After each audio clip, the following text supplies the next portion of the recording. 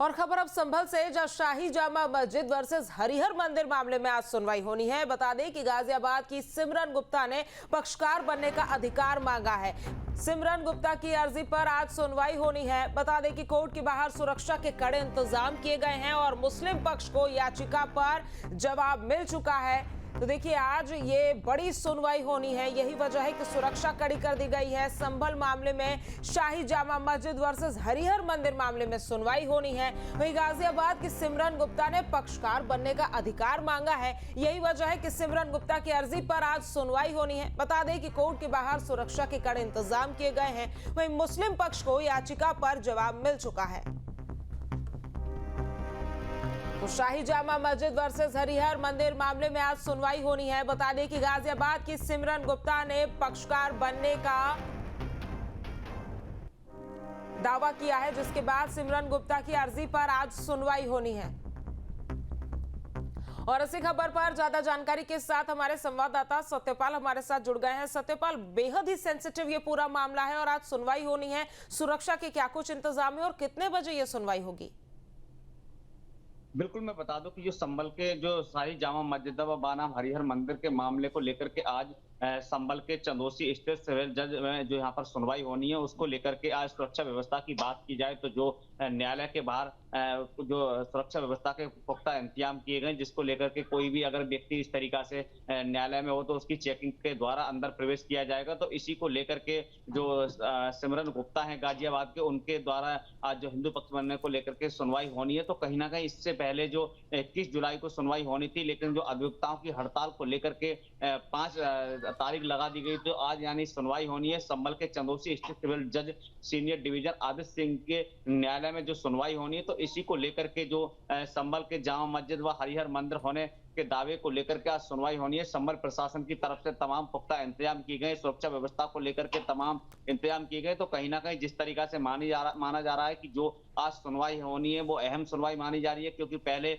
सुनवाई 21 जुलाई को होनी थी, लेकिन वो अधिवक्ताओं की हड़ताल होने की वजह से उसको टाल दिया गया था। लेकिन आज जो अहम मानी जा रही है, इसी को लेकर के जो संभल प्रशासन की तरफ से जो न्यायालय है उसके आसपास तमाम सुरक्षा व्यवस्था के पुख्ता इंतजाम किए गए। माना जा रहा है कि करीब 12 बजे के बाद जो सुनवाई शुरू होगी, तो कहीं ना कहीं इसको लेकर के सुरक्षा व्यवस्था को लेकर संभल प्रशासन की तरफ से तमाम सत्यपाल, सुरक्षा तो कड़ी कर दी गई है, लेकिन ये बताइए कि जब 12 बजे ये सुनवाई शुरू होगी तो क्या कुछ दलीलें जो हैं वो दोनों पक्षों की तरफ से रखी जा सकती है? जिस तरह से हमने पहले भी देखा था कि ये पूरा मामला बहुत सेंसिटिव है, तो दलीलें भी बहुत ज्यादा जो है वो देखने को मिली थी दोनों ही पक्षों की तरफ से। दोनों ही पक्ष अपनी अपनी तरफ से दावे कर रहे थे, लेकिन आज क्या कुछ दलीलें जो है वो रखी जा सकती है? और अगर खास तौर पर बात की जाए तो गाजियाबाद की सिमरन गुप्ता ने जो पक्षकार बनने का अधिकार मांगा है, तो उनके वकील किस तरह से दलील रख सकते हैं? बिल्कुल, मैं बता दूं जिस तरीका से जो गाजियाबाद के सिमरन गुप्ता हैं, उन्होंने जो पक्षकार बनने को लेकर के जो अपनी दलीलें पहले भी दायर की थी और इसी को लेकर के उन्हीं की पक्षकार बनने को लेकर के आज अहम सुनवाई मानी जा रही है। लेकिन अभी इस तरीका से किसी भी अधिवक्ता की तरफ से कोई जानकारी नहीं दी गई क्या क्या दलील, लेकिन माना जा रहा है कि जिस तरीका से दोनों पक्ष अपनी अपनी दलीलें रख सकते हैं, क्योंकि आज की जो सुनवाई है वो अहम सुनवाई मानी जा रही है। तो अभी इस तरीका से किसी ने जानकारी नहीं दी है कि आखिर क्या और जो अधिवक्ता है सिमरन गुप्ता के, उनकी तरफ से भी कोई जानकारी न दी गई है। अब देखने वाली बात होगी कि सुनवाई में क्या निकल के आता है, जिसको लेकर के सबकी निगाह टिकी हुई है। जी सत्यपाल, साथ ही ये भी यहाँ पर जाना जरूरी हो जाता है कि और कौन कौन सी याचिकाएं इस पूरे मामले से जुड़ी हुई है जो कोर्ट में चल रही हैं, और ये पूरा मामला अभी फिलहाल कोर्ट में है। तो आज जब ये मांग और ये अधिकार पक्षकार बनने का सिमरन गुप्ता की तरफ से किया जाएगा, तो कितनी उम्मीदें हैं कि इस पर फैसला बहुत जल्द आ सकता है? कब तक ये फैसला जो है वो आ सकता है, या सिर्फ आज सुनवाई होगी और थोड़ा लंबा चलेगा इस पर पूरा जो कार्रवाई है?